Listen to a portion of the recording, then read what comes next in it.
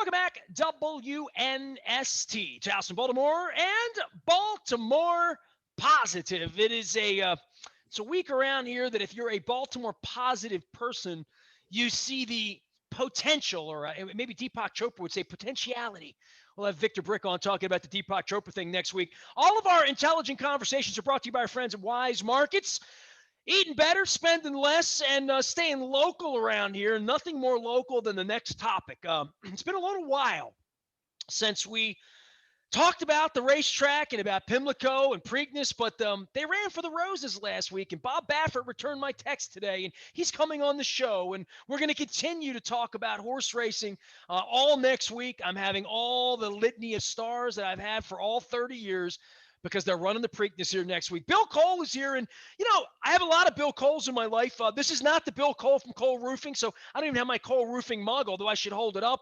I informed the other Bill Cole from Cole Roofing that I was having the other Bill Cole on, my neighbor, former delegate, professor of all things, and now partner at Margrave Strategies, to discuss all things future of the Preakness. Bill, I put my Keep Preakness in Baltimore pin. I retired it into my bag of swag when I started putting stuff away to get my condo up for sale. So I appreciate it, but I don't have any of the last 30 press passes around to hold stuff up. Everybody knows I love the Preakness. Everybody knows I'm ashamed of some things that have happened in the infield to me over the years. How are you, my brother? Baltimore Positive welcomes you, man. No one more Baltimore Positive than you. I'm very happy to be back, Ness. It's good to see you. Thanks for all that you're doing, and I'm happy to be on today to talk a little bit about the future of the Preakness. Let's go. I'm like sort of like Hogan's Heroes. I know nothing. You know what I mean?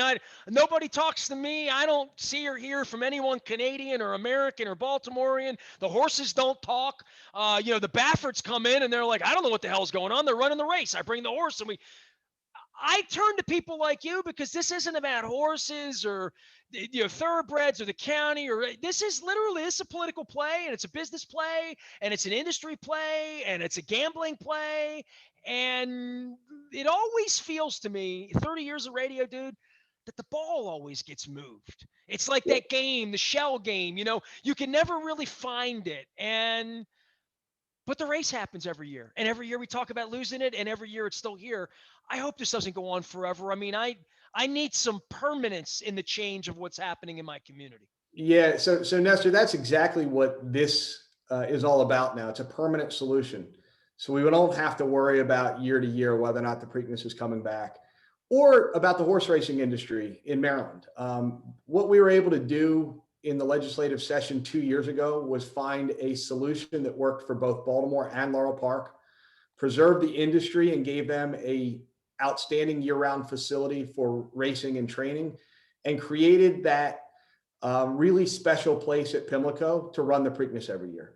And we were able to do it without generating all sorts of new taxes. And we were able to use existing revenues that were already going into horse racing and bond that out to make substantial improvements to both Laurel Park and to Pimlico. And that process is starting now. You won't see anything dramatic this year. The Maryland Stadium Authority is actually the one responsible for building both a new Laurel Park and a new Pimlico. By the way, what has COVID done to this? Because it's been a year since we visited. They didn't run the race last year. They ran the race in silence in the fall. Nobody even knew what was going on. It's like they snuck it in and out. I'm pretty convinced that as a citizen, as a journalist, it feels like these people are always trying to leave. I mean, that's all it ever feels like to me. And as a guy that lives here and has been to 35 Preaknesses, I don't have a press pass. I don't get I don't get notes. Nobody calls me. Nobody calls and says, hey, we want to put people on to promote this thing. You know what I mean? Kind of reminds me of the baseball team, Bill. And, I hate to be flippant about it, but it is what it is. Like, I'm here to promote it, and I'm waiting, and I'm promoting all sorts of things. I'd love to make the Preakness the centerpiece of what I'm doing next week, and I'm going to do that because Kenny Mayne's going to come on, Bob Baffert's going to come on, Tom Hammond's going to come on, Donna Edwards, all these people that are invested in racing but not invested in Baltimore, invested in the track or the future or whatever. It's sort of like when I want to talk to local people, most of them don't have the chutzpah you have to come out and say, here's what I think, here's what I believe, and I'm going to stake my name and my reputation on it. The last 15 years, most people want to run and hide from the event or the track or this or the future or the music or this. And yet I go out in the corporate village and everybody's sort of there supporting it and doesn't want it to leave, but they're not coming back to the track next week. And this has to be more than a 1 day a year play. We all know Yeah, that, so right? so it's not going away. I mean, we've now got, in the law and in contract, we've got a guarantee that the Preakness is going to stay at Pimlico in perpetuity. So at least we can put that to rest. And out of the deal, out of the negotiations, and remember, it got really ugly a couple of years ago. It was pretty clear to me and everybody else involved, including you, that the Preakness was likely heading to Laurel Park or maybe even out of state eventually. We sued, we being the city, because I represent the city in the Well, negotiations. Billy, if it all becomes about money, then the thing would have been at Gulfstream or at, Sanity. Once it gets to that level, then we're talking about how we got the Browns and That's how we right. lost the call. I mean, it's the same story, right? So I have never been real comfortable with it. And I sit here and I want to believe you. I want to believe Marty Conway when he tells me that the Orioles are never. I want to believe John Angelos, who's never been honest about anything, quite frankly, to me, in regard to the team's never leaving. Okay. I mean, I'm playing along. I'm 52 Yeah, now. I mean, it's my hair's definitely not not going gray yet, anywhere. but I'm waiting for all of it to come back in the way that where I built a sports property here, 25 years ago to make it feel as vibrant and as relevant as you and I both know it can be, as it can Yeah, be. well, I remember as a kid, remember it was a 2 week celebration of all things Baltimore and horse Bud racing. Light nights when I couldn't even drink Bud Light. You had the block parties, you had the parade, you had the balloon race, you had the Pee Wee Preakness, you had the concerts. Remember, there were concerts at Bud Water Light Street. nights, man. They Yeah, brought Debbie Harry. Debbie Harry played right here. Seriously, I was down here, man. that's right. That's right. The tide is high. So we hope that we can get back to that, but it starts with actually having a facility that, the current facility is really, really, really old and in bad shape. And, it starts with rebuilding that from scratch, and that's what's going to happen. You're going to end Well, up with your a vision of it's different. I mean, it's not going to look like Saratoga or like Laurel or like Bowie did. It is a vision that, quite frankly, looks a little bit like the visitor center.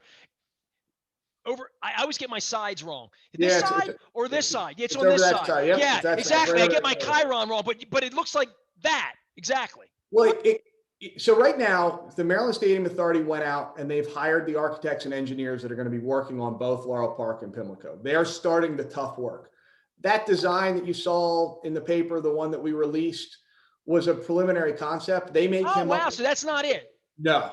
They may come up with something different. They may. Okay, but so it's not even finalized. No. The design, the architects and the engineers were literally just brought on board. Air St. Gross, right over your other shoulder where their headquarters is, teamed up with Populous, which has the world's leading equine practice in the country. So they've come together to partner on building out the concept that we agreed to and the legislature approved 2 years ago.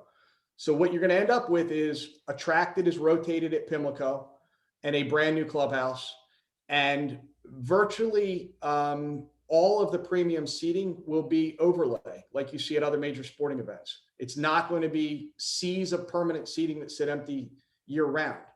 The reason we're doing that is because Pimlico can be used for other things the rest of the year. It doesn't have to sit empty like it does right now. All of the What data. are other things? I mean, you could have youth sports, adult sports, farmers markets, books festivals, foot races, car shows, things that right now, used to happen on Rash Field, city fairs, things like that. It's a great space. It's 100 acres.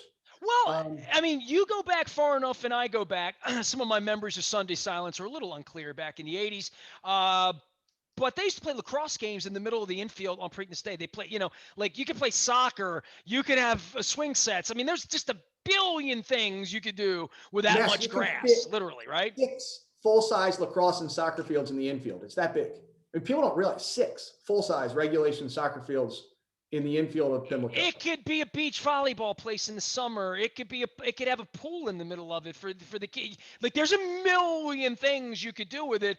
I'm asking there's a million things we could do with, it's not this side. Harbor Place. I keep getting it wrong. Right, left. That's right. You're on it. You're on and we're Harbor Place. neighbors. You and I we both live here. We pay the taxes. We're all about that.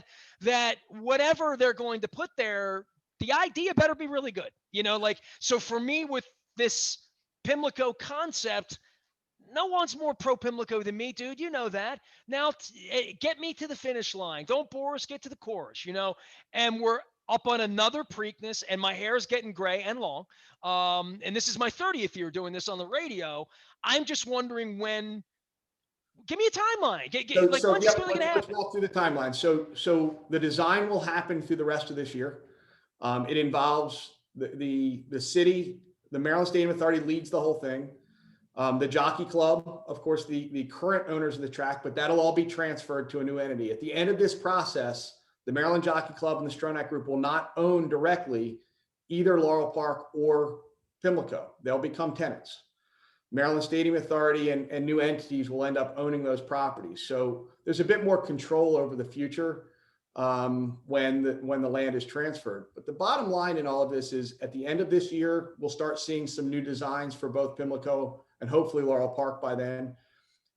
After the next Preakness, 2022, you got to get through this one. You'll have the design done after 2022. The other design's not happening anymore. Like, forget that design. Should I forget it or should I build off? I'm trying to build off of that. They're not abandoning it, but what happens is you get the initial designs, and then you get the architects, the engineers, the construction management team in to start proving those paper drawings. And you also meet with the stakeholders, the community. You mentioned you want these facilities to be used year round. I want Pimlico to be a great gathering spot for the entire region. I want people to have a reason to go there outside of just going there for the Preakness Stakes. And that can happen in this new design. Well, they run horse races there 2 weeks a year, or like more than that. What happens there? Because it was always underutilized. They got out of Timonium, they tore down Bowie. What are they doing? So most day-to-day racing in the future will all be at Laurel Park, where all the horses are going to be stabled. So you're going to have 1,100. That's Camden Yards. I get you. Yeah. So Laurel Park will be brand new with brand new backstretch and brand new housing for both the backstretch workers and stables for the horses. Pimlico will be that 2-week special meet around Preakness. And if we're ever fortunate enough to get a Breeders' Cup, I could see Pimlico as being the place for that, because that is all built on overlay, on portable everything. Overlays, temporary grandstands, right? That's temporary. Well, right? It's more temporary suites than it is grandstands. If you look at, if you've been to Pimlico, if you've seen the backstretch at Churchill Downs, there are these little white things. Literally, they put them on golf courses everywhere. They're really nice inside though, and they're really expensive. Are they as nice as like the porta potty that you walk into that's its own trailer? Is it that nice? It's that nice. Like the fake marble up and the guy that you have to tip to get the mint. It's the same thing. Same Perfect. idea. Bill knows what I'm. See, this is when you get more people together. You promote fried chicken and Chicken Palooza. You get this sort of activity. Appreciation to our friends at Royal Farms. Bill, I want to stop everything here for 1 minute because I don't know what you know about, because we haven't been together. I mean, COVID I don't know what you see, what you don't see. Do you know I'm doing a crab cake tour? No, I've seen it on Facebook. That's it. You do know? I do. I've seen you posted about where you're going. Here's where I'm going right now with this, because I'm beginning it next week, and you don't have to pick my sponsors. This is it's non-denominational. You don't have to say you're this or you're that. You can be whoever you are. All right. We're beginning it at Fadley's and Costas on the same day. I mean, Fadley's and Costas have been sponsors of mine for a long, long time. I've been going to Costas with my mother from back in the 80s. I've been going to Fadley's with my grandparents in the 70s. I mean, crazy stuff, right? My dad used to pop a drink at Costas on the way back from the Point when I was a kid. So they're the two originators. They ship everywhere. They're my partners, okay? But I'm going to start to stimulate industry conversation, to pull out the Republican in me a little bit. This is going to be my crab cake diplomacy tour. It's going to be like Nixon. Okay, I'm going to go to Eastern Shore, Western Maryland. How are you going to rank them? I mean, have you come up with no? There's no ranking. This is like ranking Zeppelin songs. Don't be ridiculous. They're all beautiful. All right. So it's a Maryland crab cake. It's like Max Weiss from Baltimore Magazine said, and you've heard this. It's hard to get a bad crab cake in Maryland. It's hard or almost impossible to get a good crab cake out of Maryland, right? Yep. So people ask me all the time to compare them, and I'm like, they're like my children, and I'm a mess because I piss all of them off. I like it fried because they all want to serve it broiled, or like, and they're like, you're killing the flavor. I'm like, no, you're adding, it's like bacon, it's delicious, it's crunchy. So I've been through this 30 years on the radio, and I figure there's nothing better than a debate about fried versus broiled. What's your favorite? East side, west side, G&M this. I'm sitting in Fadley's, and Brandon Scott's like, we're going to Coco's next time. I'm like, Fadley's is my sponsor, council president, mayor, whatever, Brandon, whatever. So we're going to go to Coco's because that's where he wants to go. So I'm going to try everywhere. I'm going non-denominational, and I'm not going to rate them as much as I'm going to say, this has more mustard. This has more celery seed. This has more Old Bay. This is a little sweeter. This is a little more different filling. That I like the side. I like the big chips or the potato chips. So I'm going to do all this to stimulate business and conversation. So I'm going to bring a guy like you together with a guy like me, with a guy like Moeller, and maybe a chef. So it's going to have a little Bourdain, a little Fieri, a little Oprah thing. We're going to swap for the bone marrow regimen. We're going to do all of this, okay? So I'm putting this together this summer. And I need to hear your crab cake plays. When some big shot celebrity from Canada lands and you're trying to sell the Preakness and you're taking, and by the way, I want to say this. This is really a very respectful thing to say. One of the best crab cakes I've ever had. Alibi breakfast most years. Now, I don't want to say now or then or here or there, but I've been to 25 alibi breakfasts. Also fried chicken. All respect to my people at Royal Farm. Swear to God, one of the best pieces of chicken I've ever had in my life is on the buffet at the Alibi breakfast up in they know fried chicken and crab cakes at Preakness. And I told Gathigan this when we had Maryland Million. One of the best crab cakes I've ever had was in the infield with whoever was doing the catering that year. Like really, really crazy, memorably good that I'm telling you about it 12 years later. How about that? Yeah, well, so if I'm ever taking anybody, it's going to be to Fadley just because of the Lexington market experience. Fair enough. But good answer, and that's patronizing me. And you clearly were a friggin' politician. You're just playing to me right now. I got to stick with the city stuff. I mean, if you had to, if you give me three more, because I know you can. Give me three more. Coco's is the place that I would take somebody because there's just such a great. It's a wonderful experience. But I've never seen a bad crab cake come out of that kitchen ever. All right, keep going. You have more. This is the problem because I have a cousin that flies to town. And I'm like, I'll give you my sponsors, but I'll give you. I said to my wife when I dreamed this up, I said to her, I really believe this, and I'm going to hold myself to this because we're going to do shows at Fadley's. We're going to do things. We have taken football players to we're going to do all of that. But every Friday, probably for the rest of my career, and I mean this, like literally, I think I could eat a crab cake at a different place. Let's start in Baltimore for the next 5 years. And I could just go to Canton, Fells Point, Hamden, Timonium, Woodlawn, black-owned, white-owned, city, county, 5 counties. If you take Anne Arundel, Hartford, and I would easily get 250 crab cakes at one a week, every week for the next 5 years and never have to go to every Mother's, every Riley's Oyster, every Box Hill, every Jimmy's. You name anywhere you want. Those are the crab cake places. Then there's every place in Fells Point serves a crab cake. Every one of them. Yep. Hey, I got one. How about one that I miss the most? Gunnings. I miss Angelina's. I miss Gunnings. Are you South Baltimore? Where did you go to high school? I don't even know this about you. Well, I grew up in South Baltimore. I went to Loyola High School, but I grew up in Federal Hill in South Baltimore. And we used to go to Gunnings all the time. I miss Gunnings. I mean, that is the one restaurant I miss to this day. See that? Everybody's got that. The place that they and there's so many iconic places in Baltimore that I haven't been. So, Billy, what I'm doing here is I'm turning the crab cake tour for 30 days in the month of August. I'm going to have 30 crab cakes in 30 days. And I'm going to start in Ocean City, and I'm making my way out to Deep Creek. Because as much as I'm Mr. Baltimore positive, and I've been all over the world, and I'll tell you about my Springsteen this and stories, and I've never been to Deep Creek Lake. I've never been to Rocky Gap Park. I've never been to that thing that Hogan effed us on with the red line where the curve that Roderick's has pictures. I've never been fly fishing, but I'm taking Roderick's, Tony Tochterman, Eric Sauer, Dennis Kalachis. We're going to go fly fishing. Apparently there's a place called the Savage River where you can glamp. I'm going to try to do that. We're going to have Maryland crab cakes because there's some places not serving Maryland crab, maybe passing it off. In the month of August, I'm going to learn the difference. I'm going to go down to Tillman Island. I'm going to go crabbing in the morning.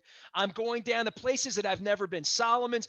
Moeller last night, I'm not lying to you. I'm going to hold this up because I'm going to out Moeller right now on my phone. Moeller was watching MPT last night. And I'm going to ask you, because you were a politician and you thought about running for government at one point. Have you ever been to Smith Island, have real Smith Island cake? Yeah, yeah. See, I've yeah. never been to Smith Island. I've never been to Oxford, all of these places, right? So I'm going to grab Jimmy Schwartz on the Eastern Shore. I'm going to try to get Harold Baines. Maggie Rogers, beautiful musician, apparently. Easton. I'm going to try to grab some people. Heather Mazier, she's having a crab cake with us in Chestertown. And just to show I'm non-denominational across both sides. Michael Steele's going to have a crab, something called a crab bomb at a place called Jerry's in Bowie or Laurel, someplace. So anyway, I'm going on tour in You're getting a August. little culture. Yeah, and I'm going to. I've never been to the Bird Sanctuary over by Cambridge. I've never been to Chrisfield, the Taws I thing. think you spent a little bit too much time in that tower there, Nestor. No, the problem is I've spent too much time. I told my wife this: too much time at ball games and concerts. So Yeah. everything I've ever done was about chasing a concert in Europe, a ball game in somewhere, a Super Bowl here, whatever. And it's left me a little like naked in my cupboard. You know what I mean? So I feel like there's some. I've never been to Havre de Grace. I'm not being. That's I where I was broadcast in born. Havre de Grace, but I've never been to Havre de Grace. So I'm going to make this my mission for the month to meet new people across the aisle, talk about making the state better. I want to promote Baltimore because I kind of like it here. And I know you feel that way too. Yeah. Give me a little Baltimore thing for you. You still live here, right? I do. I live right out your back door. Okay. So my wife and I, during the pandemic, because we've been trapped, up here where I'm selling it. It's Moeller and Gary Realty. It's on the market this weekend. Come get it. Okay. We love it. We don't want to leave it, but my wife needs to have a garden. We want to have a balcony. We want to have, we want to get like one of those really nice grills, and I might even smoke my meat. There you go. But Woodrow's, go to Woodrow's. There's a free plug. So I'll say this: we have walked the city.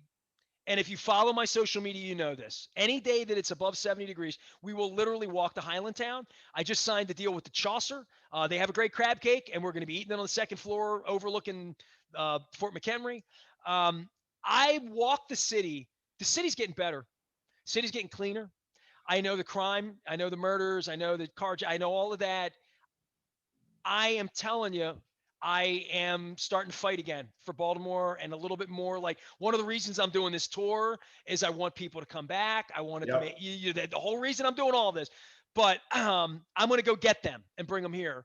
But when they get here, I want to find Harbor Place and the Pimlico but I walk the city and I'm telling you, it's getting better. I believe in it. I feel the same way. And we cannot let the city fail. It doesn't benefit anybody for this city to fail. We have to win. And I feel the same way you do. I mean, you can drive through the city and see incredible development happening. And, we just need to make certain that every corner of the city is impacted in a positive way. And we need those folks that have left, that have these perceptions that you just can't come to the city anymore. Well, this is why I'm doing the crab cake tour. I mean, believe me. And then once I get back from this thing, we're going to go black-owned businesses making crab cakes. I got to get Tanya on with Ida Bees and things that have gone wrong that need to go right again. And I see places in our neighborhood like Reggie's that's now in a second situation. But I also see Blue Moon with a line out the door, and I see Cross Street shut down, but I also see Tessie Mae's on sale inside, and the Royal Farm situation down. So I know we're in a transition here.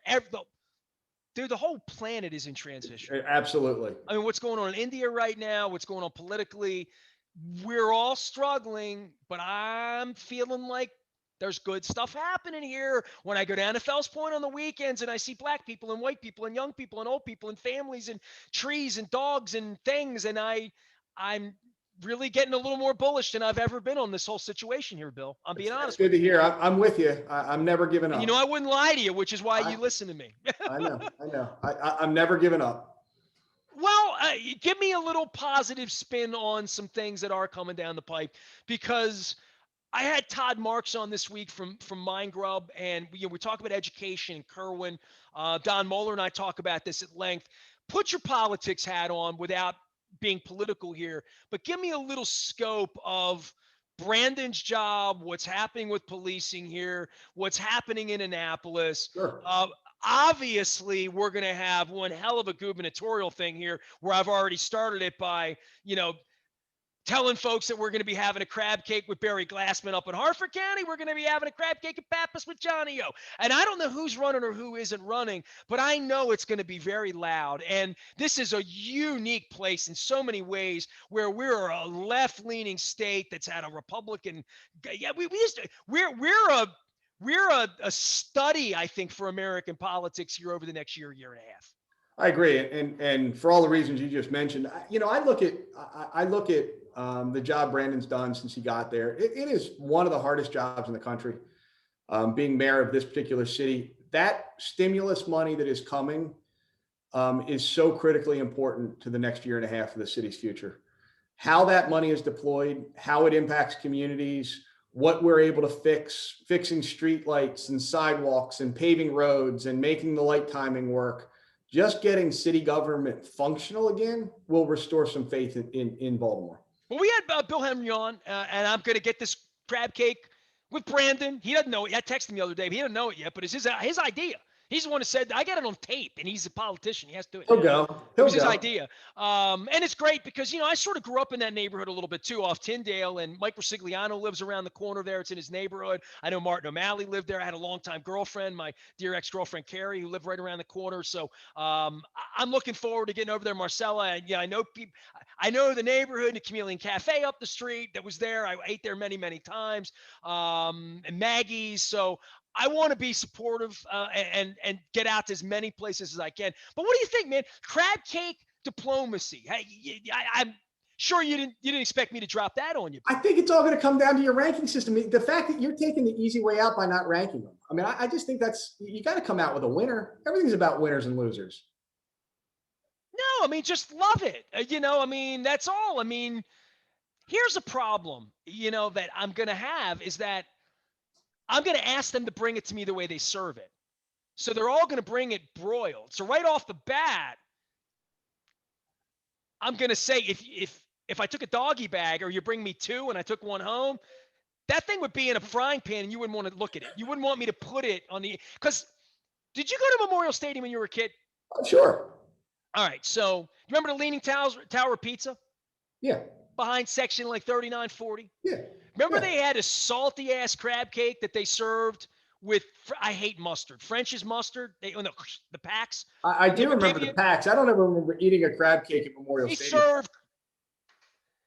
This is before they went schwanky, before they had Camden Yards, okay? Before the government built this guy a palace that he wrecked last 30 years. But they had crab cakes at Memorial Stadium, and they were just the crappy old drop them in the fryer, pull them up. Same thing they probably did in a lot of places in East Baltimore when I was a kid. It was probably some claw meat, very mustardy. And I don't know, I still sort of like that. You know what I mean? Some people would compare it to a codfish cake, like old school people. It was sort of it was a Dundalk crab cake. It was a poor man's crab cake. It wasn't a $48 a pound, hand-picked jumbo lump, thing. It was just, but I grew up with that. My mom made salmon cakes out of a can. So when I eat a Gucci crab cake at Angelina's or any of our sponsors, when I went through the chain of like a crab that came from here, as opposed to maybe the stuff we just threw into the pot for crab soup, I've learned that I have a refined taste, but I love me just a fried whole thing. You know what I mean? Listen, I want you to check your weight. So that's why I'm not. Rob Santoni says about Wise. This is my sponsor, all right? So I'm going to eat the Wise signature crab cake. He says to me, it's the best $5 crab cake you'll ever have. I'm like, dude, don't act like I'm turning my nose up at that, okay? Because I've been to Costas and I know what a good crab cake is. I've been to Fagan's, I know. But I know the down and dirty too, and I love that just as much. And that's why I'm not rating my crab cake. So there. I want to see what happens if you ate a fried crab cake every day for 30 days. I'm not eating a fried crab. It's going to be chef's, whatever however the chef serves it. Because I'm going to be eating crab cakes in places I'm going to be on some road at Arriva, Maryland, heading south toward the Calvert Cliffs. And, and going to be eating in legitimate places where they have a family recipe there that has parsley or has pimento or has more Old Bay than I would put, or less Old Bay than I would put, or more Or cracker, no or Old more Bay. filler. Right? I don't know. I mean, literally. So I've had every Timbuktu crab cake, every G&M, and the thing I would say, and you know this, South Baltimore, Mr. Gunnings, they're all different. Yep. They're all different. And if I went somewhere with you, you would say, "My God, that's the Gunnings." I never had a Gunnings crab cake. I don't think. Okay. Maybe I did. Brooklyn Park, right? Brooklyn Park. Yeah. I had Right a where Gunning. Brooklyn I had a Park. Gunnings crab cake. I had a Gunnings crab cake early in my career when I had long hair in my briefcase, and I used to drive. I went into Gunnings. I had a crab cake there. Wasn't there another place like across the street in Brooklyn? Yeah, there was. There was another restaurant there. I just can't remember the name of it. Okay, I remember there were a couple, and the 4100 Club had a crab cake. I'm sure too, right? Yeah. So Yeah. all I of think them everybody you has a crab remember cake. as a kid. You say, well, that pizza reminds me of Pizza John's or Squire's or Gill's or whatever your neighborhood place is. So somewhere there's a crab cake that's like Gunnings, that's their recipe, and I'm going to find that for you, and you're going to come with me. How about that? Sounds good. Does that work? Anytime. Yes, sir. Bill Cole, former delegate, honcho, now partner, Mark. Hey, Merriweather and a beer. Does that sound like you and me? Yeah, we can do that. That's the thing for me. I'm not going to feel whole till I get a beer at Merriweather. Yeah, let's do it. Let's do it. All right, man. Keep the Preakness here. All right. Thanks, man. Appreciate you. Bill Cole, the other Bill Cole. You don't mind that, right? Not the Cole Roofing Mo. Oh, okay. The other Bill Cole. I have a lot of Bill Coles in my life. When people say it's fun when we travel together. Nestor, you got to come with us when the two of us go together. It's fun. This reminds me of like growing up in Dundalk where my mom would answer the phone and she'd say, "Hey, Joe's on the phone for you." And I'd be like, "Joe who?" And then it'd be, "Bill's on the phone." And I'd be like, "Bill who?" So I'm sorry. So yeah, when they say Bill Cole, I have to say, which one? Which one? Yeah, Sorry there you about go. that. Yeah, that's all right. It's all good. Every Bill Cole I've met, I like. It's true. It's true. Bill Cole here, former delegate Bill Cole, and my friend Margrave's Partners Strategies. Is that right? Did I say that right? Yeah, Margrave Strategies. You got it. But you're a partner in Margrave Strategies. All right, make sure I get that right. Nestor is me. I am Ness at BaltimorePositive.com. We are WNST.net AM 1570, having those wise conversations at BaltimorePositive.com.